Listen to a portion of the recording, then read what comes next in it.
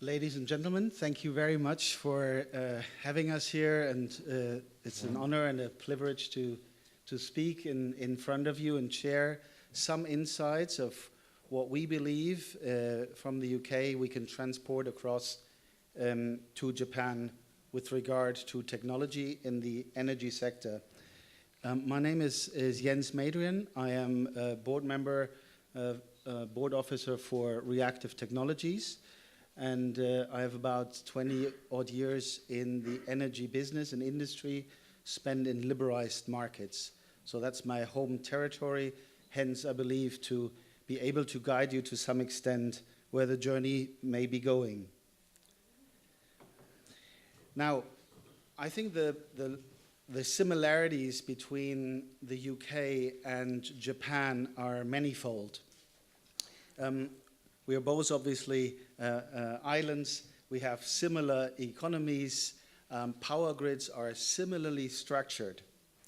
There is the one big difference, which I would invite you to consider. Market opening in Japan happens in 2020. We have experienced that before 2000 in the UK. So the experience in liberalized markets we have gained is just enormous.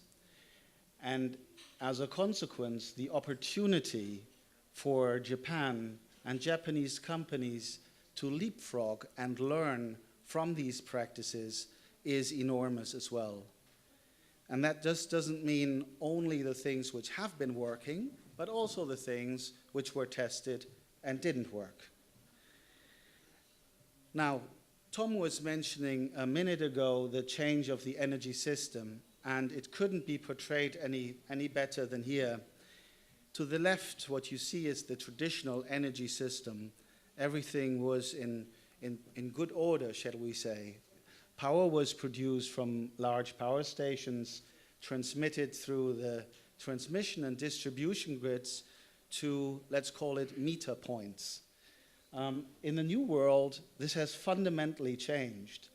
Maybe starting at the end, there are no meter points anymore, but consumers. Actually, these consumers have turned into prosumers. They don't consume only, they also produce energy, particular solar, on top of their roof. Some of the solutions are solar only, but some are combined with batteries. So whilst there is, it looks a little bit chaotic on the right side, that is part of a consequence of opening up a market. But where that happens, challenges happen as well as massive opportunities. So in that case, renewables, for example, and batteries are being used on grid scale, but as well on lower voltage levels. And that to coordinate is a huge challenge.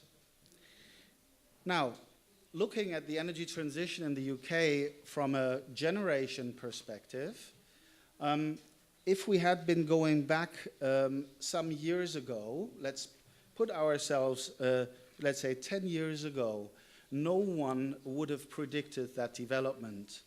I've deliberately taken a longer period here at the top, for example, in terms of the development of embedded solar. So whilst literally nothing happened in between the years 2011 and 2014, solar massively kicked in. And hardly any one of the experts got it right.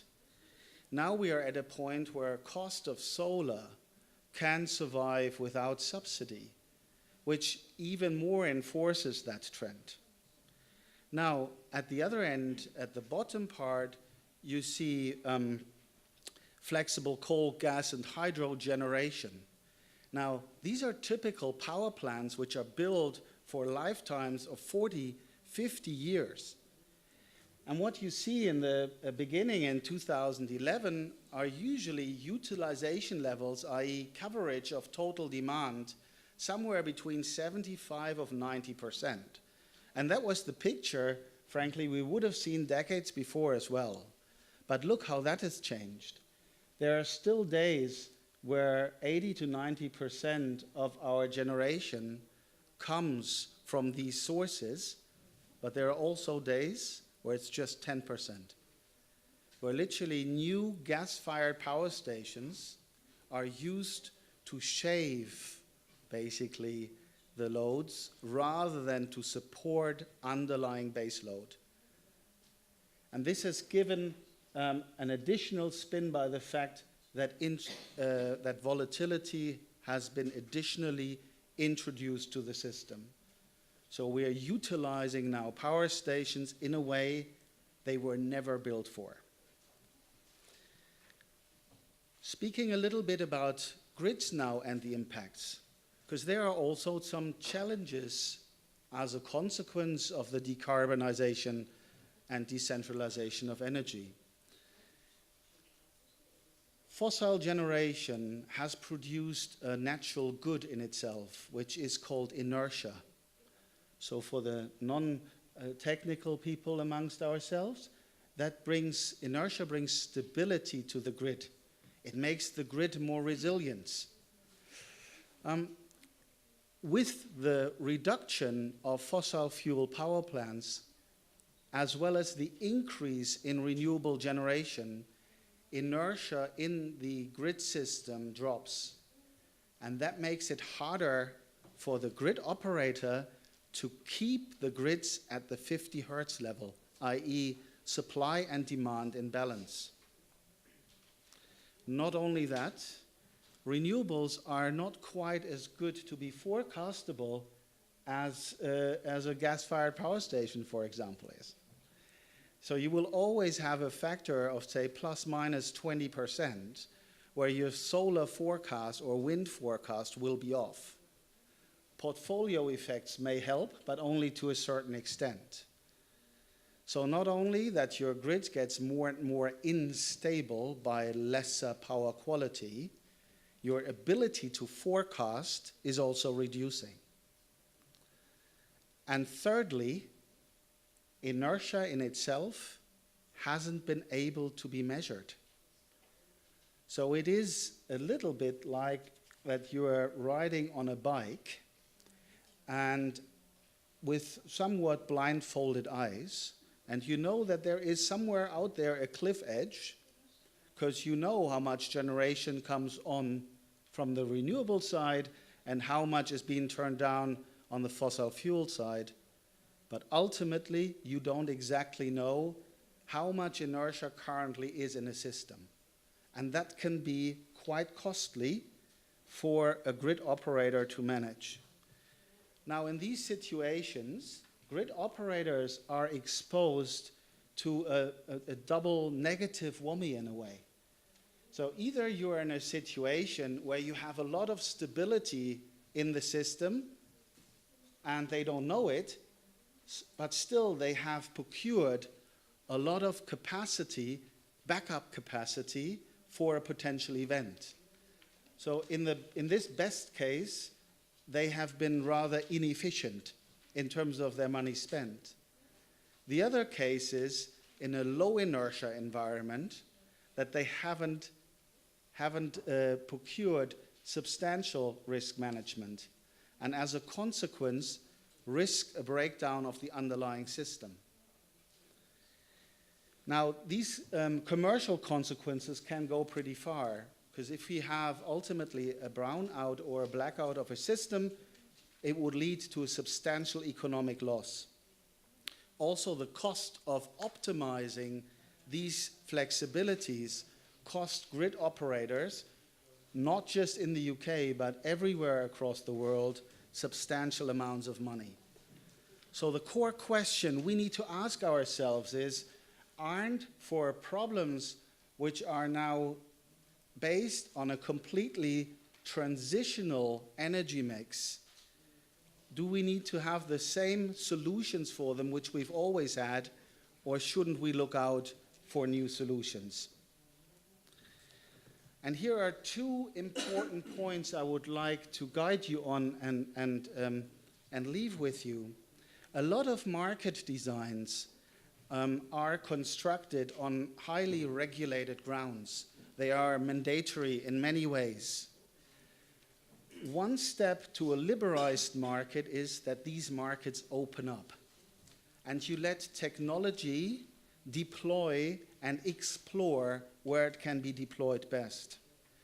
It's a very big shift from being in control, deploying command and control, instead of setting up a system where players are incentivized to drive towards certain targets. The other world is the fascination around modeling and modeling a system. Now, if you're looking at the UK, you're looking at a few dozens of larger power stations you have, and in this world, you would be easily able to model that. When you're looking now at the UK, we have about 1 million or 1.5 million little power stations called solar rooftop. How are you going to model that one? There is no overview where these are, where these houses are, where the regions are, how much is being produced. That information simply doesn't exist. So the only way really to find this out is to start measuring it. Start measuring it, ideally, on the back of real data, to get back in control, to give system operators a chance to respond in a constructive, proactive way to the changes the underlying energy system is exposed. There are very many examples around technology, so I've just picked out here one for you just to illustrate that. It's a partnership Reactive has with National Grid. As a world first, we have been able to measure inertia in electricity systems. And as a consequence, National Grid can follow one basic principle. If you can measure it, you can manage it. So we create a lot of data and data analytics on the back of our units deployed across the UK to help National Grid not just to monitor, but also to take action substantially quicker. And this in an intuitive way. So think about an upgraded cockpit of a plane where you have a whole bunch of tools sitting there. It's a strong technological enablement, which isn't just on a piece of paper, but the UK has the ability to offer that, not just within itself, but also to Japan and to other countries. The importance of real-time analytics, I would also like to stress. So in the energy industry, time was not necessarily the core driver in the past. But the more dispersed generation assets are, the more coordination needs to happen in between them. You could call it smart grids, but it's way more than that. It needs to be immediately dispatched and communicated. And it's not something you would do manually, it's something which happens behind the curtain. The technology is there, and we are using it already in many other industries. And what we have done in this partnership with National Grid is deployed it now in a meaningful commercial way to the UK customer base. Let me close off with giving you maybe one short example of how things could be visualized in a UK context. So what you see at the top left is the frequency of the grid. Ideally, that frequency should be a parallel line, because then you know it's always at 50 hertz. In that case, we have an event. One large power station went off and the frequency dropped. You see at the sides a number of measuring units which give us the chance to measure the frequency 48,000 times per second, not as usual TSOs currently do a couple of times per second. And at the bottom left, you see the distortions in the respective regions of the grid, which are impacted by it. And if you were to take a look now on the right side, see the UK as a heat map and see the impact of the effect propagating. I'll start now. That's where the event happens, and now the frequency drop propagates through the system in different parts. You saw it particular down now in Cornwall. Why? It's a low inertia environment. You have a lot of renewable energies there, and the same up in Scotland. And that is just important to understand, that these impacts ultimately need to be understood to form part of a future. If we can help from the UK to form part of your future, please approach us and we'll be delighted to help. Thank you very much.